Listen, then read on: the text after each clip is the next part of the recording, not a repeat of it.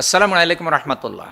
দূরে কাছে দেশে বিদেশে যারা দেখছেন, পপ টিভির পক্ষ থেকে আপনাদের সকলকে আন্তরিক মোবারকবাদ। আলহামদুলিল্লাহ ওয়াসসালাতু ওয়াসসালামু আলা রাসূলিল্লাহ বাদ। আমাদের আত্মা, রূহ আমাদের দেহ কন্ট্রোল করে। আল্লাহ তাআলা কোরআনুল কারীমে বলেছেন, ওমাই ইউমিন বিল্লাহি ইয়াহদি কলবাহু, যে আল্লাহর উপরে ঈমান আনতে চায় আল্লাহ তার কলবকে হেদায়েত দান করেন। যে আল্লাহর উপরে ঈমান আনে, মূলত আল্লাহ তার আত্মাকেই হেদায়েত দান করেন। ওমাইয়ুদ্দিল্লাহু ফালা হাদিয়া লাহ, আল্লাহ যাকে গোমরা করেন তাকে হেদায়েত দেওয়ার ক্ষমতা কারো নাই। সুতরাং আমাদের আত্মা, আমাদের কলব, এটা আমাদের দেহের সবচাইতে গুরুত্বপূর্ণ অঙ্গ।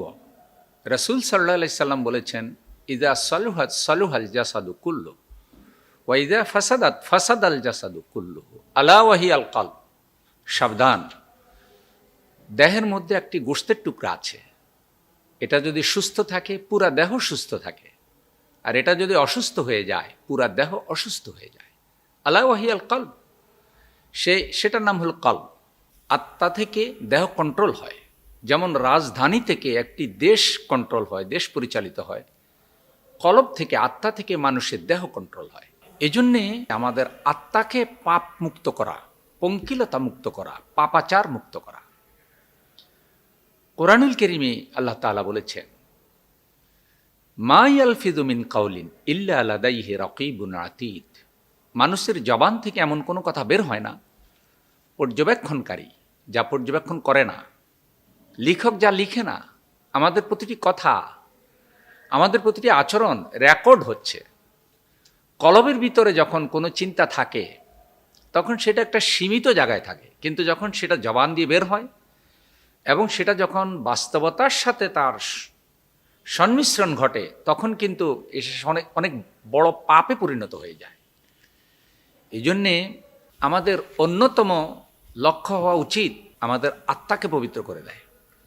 যার আত্মা পবিত্র হবে, যার নফস পবিত্র হবে, নফস মুতমাইন্না হবে, নফস লাওয়ামা, বৎসনাকারী আত্মা, কোনো পাপ হয়ে গেলে সে নিজেকে বৎসনা দেবে, নিজেকে সে তিরস্কার করবে যে আমার পাপ হয়ে গেল, আর তওবা করবে, আর প্রশান্তি লাভ করবে। আত্মা প্রশান্তি লাভ করবে নেকামলের মাধ্যমে, তাওবার মাধ্যমে প্রশান্তি লাভ করবে।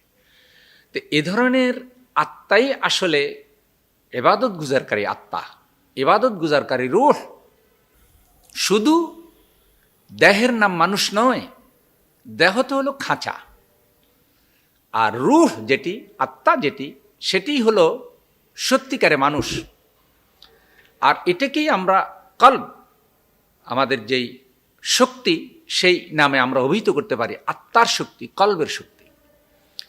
যৌন চাহিদা, পাপাচারের চাহিদা, অবৈধ লোভ লালসা, এগুলি মানুষের আত্মাকে অপবিত্র করে দেয়। মাগুরায় আসিয়ার মতো একটা একেবারে অল্প বয়স্ক নাবালেগ শিশু পর্যন্ত দর্শনের হাত থেকে রেহাই পাচ্ছে না।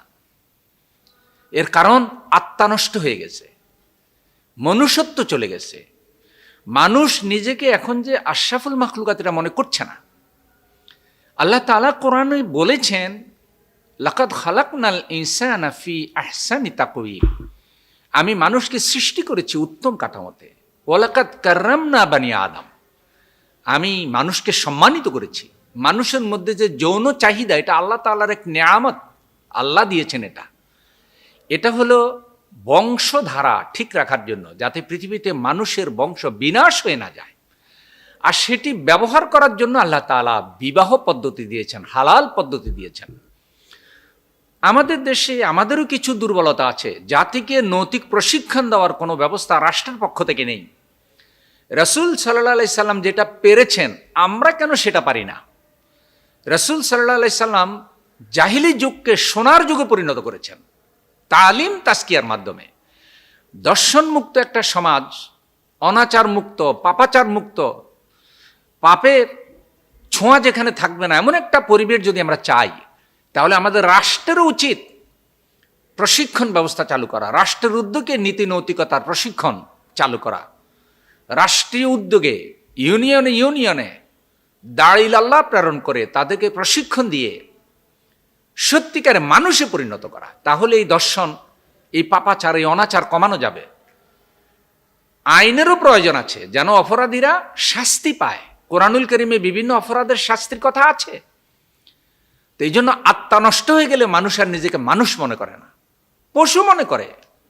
উলাইকা কাল আনআম বাল হুম আদাল, আল্লাহ তাআলা তাকে বলেছেন সে পশু, অথবা পশুর থেকেও সে নিকৃষ্ট হয়ে যায়।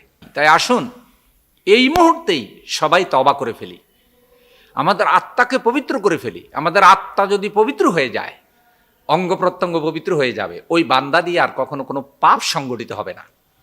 রাসূল সাল্লাল্লাহু আলাইহি সাল্লাম আল্লাহর কাছে দোয়া করতেন, ইয়া মুকাল্লিবাল কুলুব সাব্বিত কলবি আলা দীনিক, ইয়া মুকাল্লিবাল কুলুব সাব্বিত কলবি আলা দীনিক। হে অন্তরসমূহের পরিবর্তনকারী আল্লাহ, তুমি আমার অন্তরকে, তুমি আমার কলবকে তোমার দ্বীনের উপরে কায়েম রাখো। এই যে কলবের উপরে তাওহীদের বিশ্বাস, আখিরাতের বিশ্বাস, এটা তৈরি করার নামই হলো কিন্তু ঈমান। তাই আসুন আমাদের আত্মিক শক্তিকে আমরা আরো মজবুত করি, কোরআনের রঙে আমাদের আত্মাকে রঙিন করি, আল্লাহর কাছে দোয়া করি, ইয়া আল্লাহুম্মা আরহামনা বিল কোরআনিল কারীম, আল্লাহুম্মা নাব্বির কুলুবানা বিল কোরআনিল কারীম, ইন্নাকা আনতাল হান্নান ওয়াল মান্নানুল কারীম। কোরআন দিয়ে আত্মাকে পবিত্র করুন, কোরআন দিয়ে আত্মাকে আলোকিত করুন, কোরআন দিয়ে কলবকে শানিত করুন। মানুষের আজকে আত্মা কলব নষ্ট হয়ে যাওয়ার কারণে মনুষ্যত্ববোধ হারিয়ে যাচ্ছে। আসসালামু আলাইকুম ওয়া রাহমাতুল্লাহি ওয়া বারাকাতুহু।